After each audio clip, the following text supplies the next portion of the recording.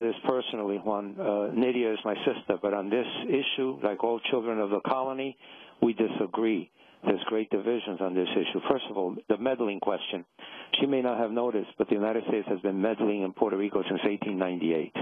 And so this is not meddling. This is simply beginning a process.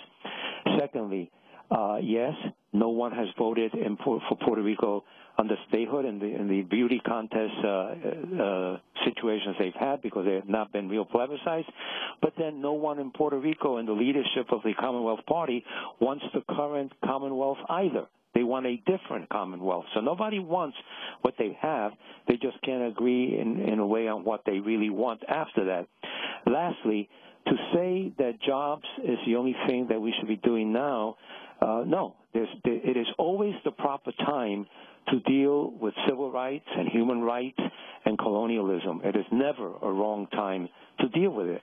Now, let me tell you what the Commonwealth are proposing, but they've never proposed it in bill form. I've asked them to do that and take it to the House floor. What they propose is a new Commonwealth where Puerto Ricans will remain American citizens, get a significant more federal dollars, choose and pick whatever federal laws they wish to follow, and be able to exchange ambassadors with other countries. Well, that's a great deal. I want that deal for the Bronx, and I would be willing to support Puerto Rico in getting it. But you're not going to get more than about 25 votes in Congress for that because every member of Congress would want that for their district. As far as it leaning towards statehood, well, the bill was amended by a Republican to include the current status. So the people who claim that we were trying to knock out the Commonwealth status will have a chance to vote, as you said, from 4 options, including Commonwealth. What is the problem, finally? That they don't want the current Commonwealth. So they support the fact the Commonwealth was included, but they don't support the bill. My statement to the Commonwealth Party has always been, does Commonwealth bring you to a statehood or does it bring you to independence? You first have to determine that, because one could argue that the longer you're in a relationship, you'll end up getting married and not separating. And lastly, why isn't associated republic, free association, the next natural step of the Commonwealth? But the next step of the Commonwealth cannot be an enhanced colony. You can't wash the face of the colony and claim that it looks better. Congressman Serrano, the United Nations recognizes 3 forms, has always recognized 3 forms of a territory being decolonized. One is independence. Another is the choice of the people of the colony to be annexed as in a state, or, as you mentioned, free association, where both sides recognize that both territories are sovereign states, but they enter into an existing relationship. So clearly, the existing Commonwealth doesn't fit under any of those definitions for true decolonization. But there are those, especially in the independence movement, who say that any bill that's coming out of Congress this way is not the right way to go, that really the United Nations also recognizes that a territory and a people could have a constituent assembly where they would of themselves come together and make a demand on the colonizer nation as to what kind of a status they want. Why haven't you pursued that direction, to let the people of Puerto Rico, in essence, organize themselves and have a constituent assembly and make a demand to the U.S. Congress? I've supported that. If you give me an opportunity, I tilt slightly for a direct vote over a constituency assembly. I don't have a problem with a constitutional assembly.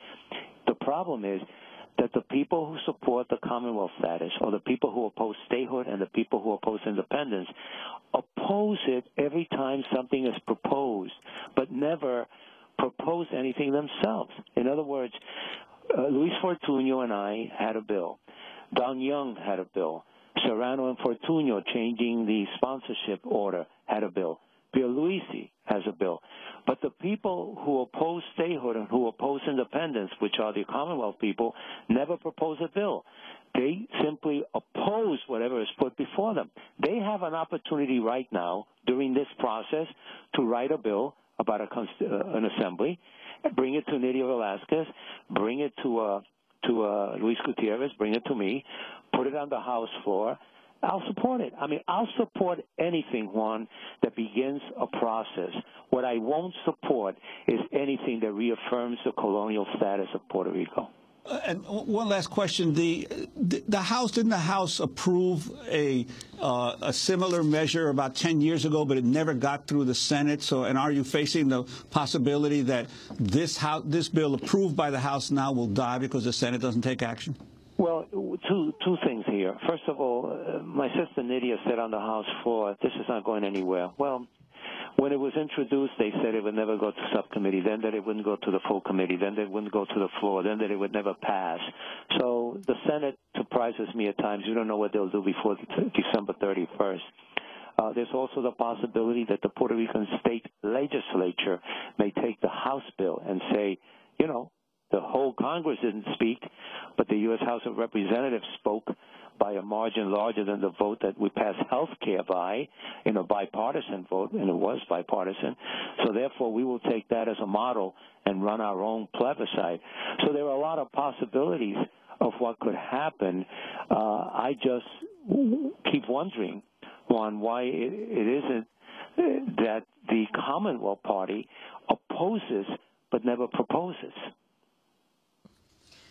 Well, we will leave it there. Congressmember Jose Serrano, we want to thank you very much for joining us from Washington, D.C. This is Democracy Now!, democracynow.org, the War and Peace Report. When we come back, we'll turn to the person who blew the whistle on that smoking SUV in Times Square, as the press focuses on the fact that the